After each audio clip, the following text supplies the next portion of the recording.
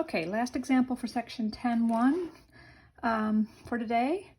This is a problem that combines everything kind of what we just talked about. Although, well, we don't do inclination as much as finding distances. So we have a application using two different types of distance formulas. We have a triangle with these three vertices. I've drawn it carefully over here. You should draw yours carefully so it looks somewhat like this. Forgot to label this X and Y. The first question is find the altitude from vertex B to side AC. I've drawn that in with the orange. So this orange altitude is right here. It's inside the triangle. If you've drawn this carefully, it should look like that. And the altitude is another word for the shortest distance from a point to a line. Inside in a triangle, it's from a vertex to the opposite side. So we are trying to find the length of H. That's what this is asking for, is the length of this little segment from B to AC. So I am going to use the formula for the distance between a point and a line, this formula that we did on the previous page. So that's what we're going to do in part A. The first thing I'm going to do is write the equation of the base AC. We're going to want the line that includes the equation of the line that includes AC. That's what I'm doing first. The slope, you can count it off. It's up 1 over 3 to get from point A to point C, or you can literally calculate it. It's 1 minus 0, 1 minus 0, here's A, here's C, over 3 minus 0. And it's 1/3, which you can see in the drawing or literally calculate it. So we've got our slope. That 1/3, by the way, that 1/3 is going to go right here. And then we're going to use point slope form to write the equation. Again, you could probably do this without point slope because it's clear the y-intercept is 0. I'm just reminding you of this formula because you might need it on your homework. The point slope form of a line, back from the algebra days, is y minus y1 equals m times x minus x1, where m represents what it always does with lines, which is slope of the line, not inclination, not the theta we're talking about earlier, it's the slope. And x1, y1 is a point on the line. So I'm going to use 3, 1 as my point on the line. That's going in for x1, y1. The slope we just figured out is 1/3. And then you simplify this and you get, I multiplied the 1/3 in, I'm distributing it. So that's why this 3 turned into a 1. Then I added 1 to both sides and I get y equals 1/3 x. Multiply by 3, you get 3y equals x.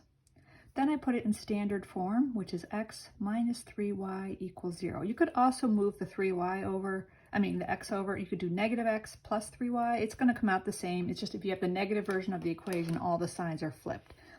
I like having the leading coefficient positive if I can, so I thought of this as moving the 3y over.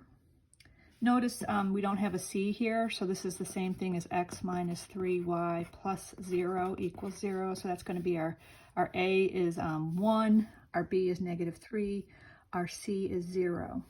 So we're using that formula, the distance between a point and a line, to figure out the distance from B to AC.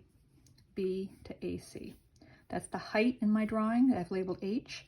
So we have the 1, negative 3, 0, the coefficients of the ax plus by plus c equals 0 form.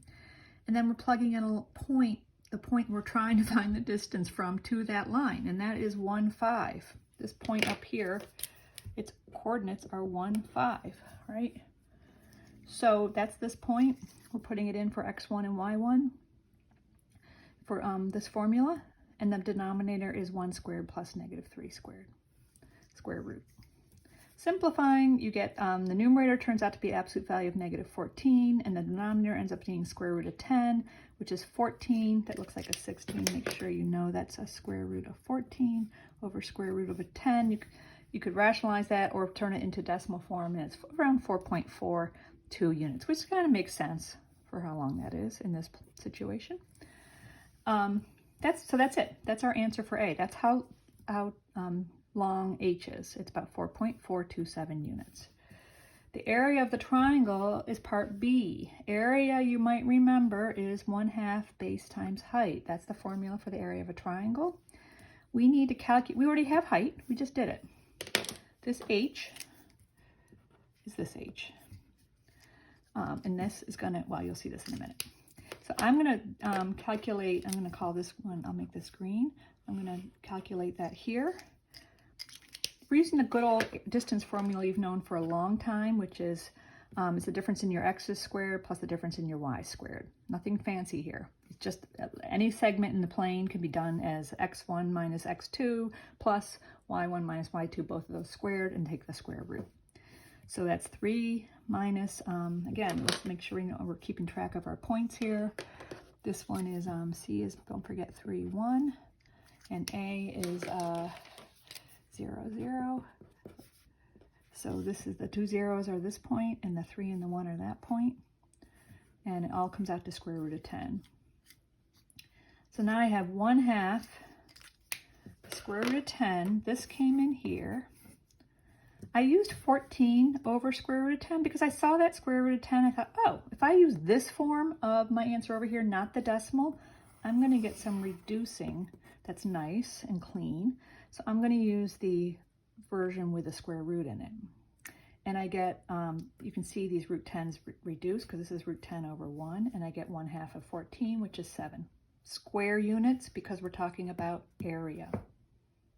So that's that. If you have some on your homework that are finding areas and things, you have to think through, how do I use these formulas to find the lengths I need, and then go from there.